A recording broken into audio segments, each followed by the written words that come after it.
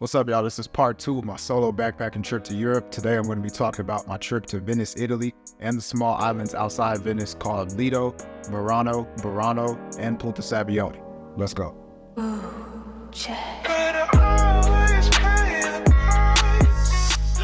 My name is Jet. On this channel, I talk about solo travel, budget travel, and all things related to budget-conscious traveling. So my flight. So I took a flight from Paris over to Venice. That flight only cost me about $60, and I flew straight into Marco Polo Airport. So when I landed at the airport, I met up with one of my friends who lives in Europe. She met me at Marco Polo Airport, and we caught a water bus, or they call it a water taxi, from the airport to where we were staying. Now, along the way, we ended up passing the city of Venice. We ended up passing Murano and Burano Islands, and you can just see all the buildings and stuff that are built into the water. So this being our first entrance into seeing what this area is like, what Venice is like, was really cool to see. We ended up staying on an island called Lido. So the bus from the airport to Lido cost us about $25. Once we got to Lido, we hopped on one of the local buses and rode down Lido to where we were staying at our hotel, Hotel Cereso. This hotel cost us maybe about $450 for 4 days. So split between the two of us, $225 a person. Once we checked into our hotel, we decided to go get bikes and just ride around the island of Lido. So right here you can see we got on the bikes and we were just riding around and just looking at the city, and we stopped at plenty of places just to see like the canals and all the stuff that they had within that city. Now Lido is a little bit away from Venice, maybe like a 10-15 minute boat ride from Venice, but being in that area, it allows you to stay kind of away from Venice and where everybody is. It still is a pretty touristy area. There are a lot of tourists on this island, but like I said, it is a little ways away from Venice, and it gives you an opportunity to kind of stay away from there, but to also see, how beautiful that island is. And, just being able to ride and be on the ground and actually get a feel for the place that we were staying at when we first got there. I think it was really cool for us to be able to get on those bikes, to be able to ride around and actually see Lido, on foot.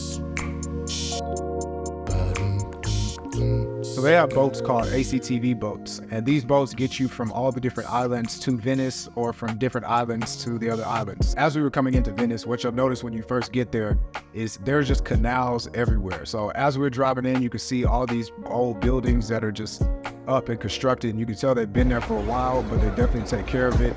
And you see people just walking all around as you're coming up on the ACTV boat. They have different stops throughout Venice, so you can get off almost anywhere, and once you get off, you can just walk around the island of Venice.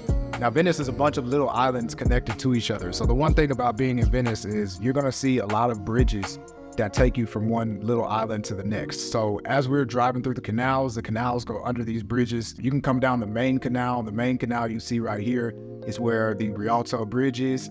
Now, seeing the Rialto Bridge for the first time, this is one of the main attractions or the main things that Venice is known for. It has a big tourist area up there. It has a lot of stuff going on the actual bridge, but just driving under the bridge and just seeing that is one of the most amazing views that you can get in Venice. I would highly suggest, if you're not gonna get on the gondola, which I didn't get on the gondola, I just rode the boat, but getting on the boat and driving through the main canal and being able to ride under Rialto Bridge and see what that looks like, that was a really cool view.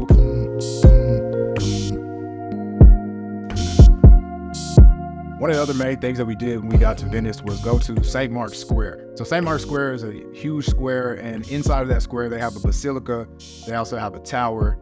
And so you can see just how big the square is. Now, obviously, it's a big tourist area, so it's a lot of people that are there. But what you can do is, if you go to the tower, you can go up into the tower.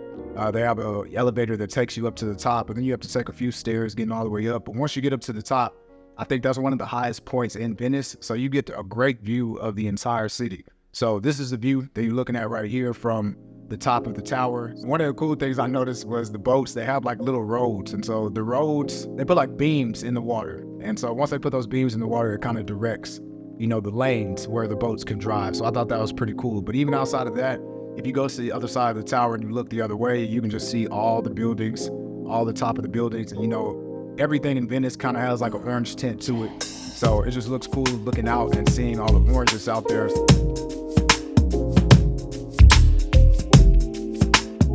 Another cool thing about Venice is they have lots of basilicas. So we just had an opportunity to go into a lot of different basilicas, but one of the main basilicas that we went into was St. Mark's Basilica, and that's located right in the middle of St. Mark's Square.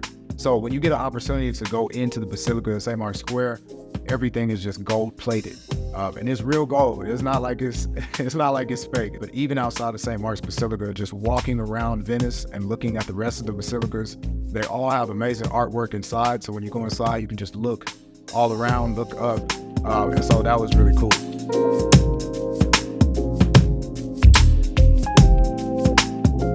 One of the other things that we did while we were there, there's a really famous bookstore. I'm not sure why it's so famous, but if you look it up, just type in Venice bookstore, you'll see Venice floods a lot. So what happened in this bookstore is a lot of the books, they got flooded out and, you know, they're unusable. So what they did is with those books that got flooded out, they created a little staircase with it. You can see my friend here going up the staircase. So I thought that was pretty cool. Man, I gotta tell y'all about this pizza. This pizza right here is probably one of the greatest pizzas I've ever had in my life. Like, it's so thick, but the great thing about it, it was just like super fluffy. So like when you ate it, it's just like, it melts in your mouth like, wow. If you just walk around the rest of Venice, Venice has a lot to offer, especially if you like old architecture and just seeing, you know, all the old things that are within the city, because Venice has been around for such a long time. And so just seeing, you know, some of those old buildings still up, still functioning, just walking around and seeing all the people that are there. Now, one thing about Venice, it is a lot of tourists that are at Venice. And I know that we talked to some locals that were there and, you know, they talked about how Venice has become such a tourist town that a lot of locals can't even really live there as much anymore.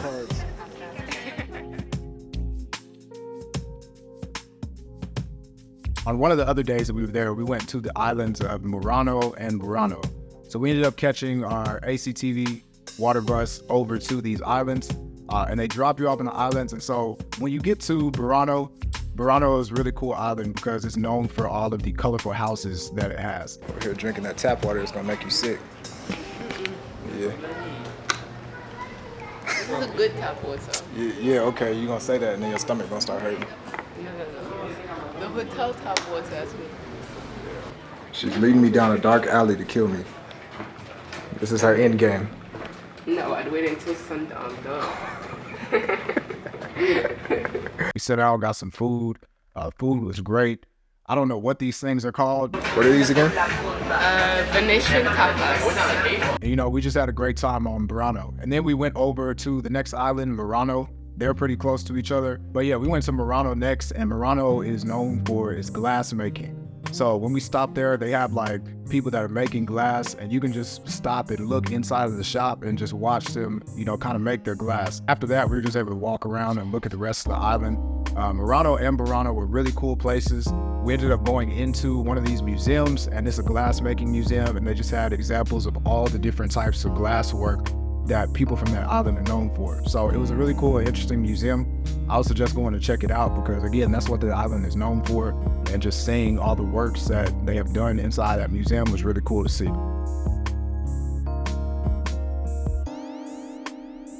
On one of our last days, we went to an island called Punta Sabbioni. So Punta Sabbioni is kind of known as a beach island, and that's where a lot of people go to end up going to the beach.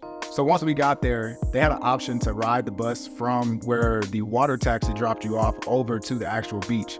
But we saw it was about like, I don't know, maybe about a mile and a half. And we just decided to walk so that way we can kind of get a feel for the island and just walk. Out here adventuring, walking in the middle of the road. I feel like this is not gonna be good. Smile, it's a beautiful day. There's no one else walking.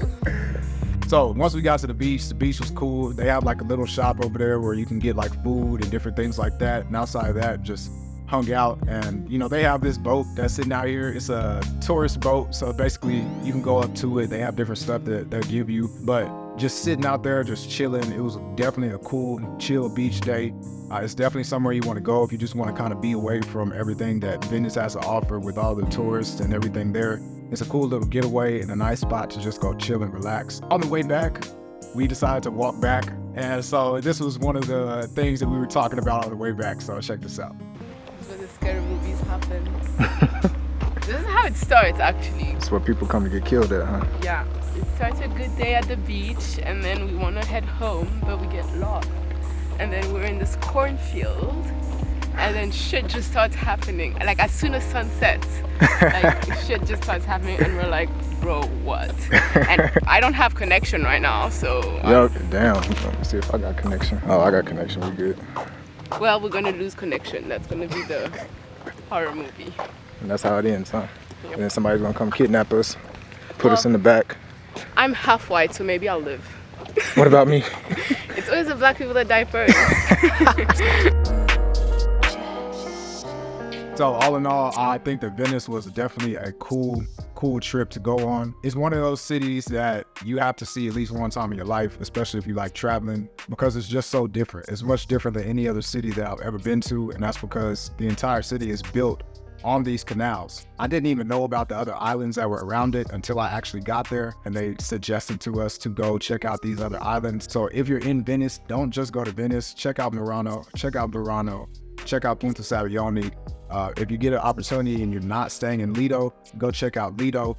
Lido is really cool too. So yeah, it was a great trip. I would definitely go back. I want to go back and bring somebody else with me so they have a chance to experience it. Because now that I've experienced, Venice and what it has to offer, it's not one of those cities you go to when you're looking for like nightlife and things to do at nighttime. Now I'm sure they got that. Again, I didn't really do it too much when I was there. I really just went to go look at more of the touristy stuff and to experience what that city was actually like because it was so different. So that was one of the reasons I wanted to go check it out.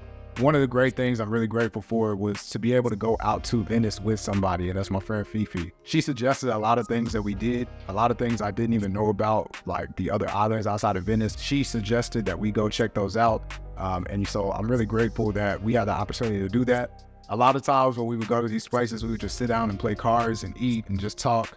It was definitely cool to not be by myself the entire time while I was in Europe, and to be able to explore a city with somebody else who was interested in seeing the same things as me. So hopefully y'all enjoyed this video. Again, if you like this video or found it helpful in any way, please go ahead and like, comment, subscribe. I respond to everybody in my comments, so please go ahead and mention anything you want me to talk about or any place you want me to visit next, and I'll surely talk about it. It would greatly help if you subscribe to my channel and share this video with somebody who is interested in travel or interested in going to Venice, Italy. Again, my name is Jed. Till the next one, peace.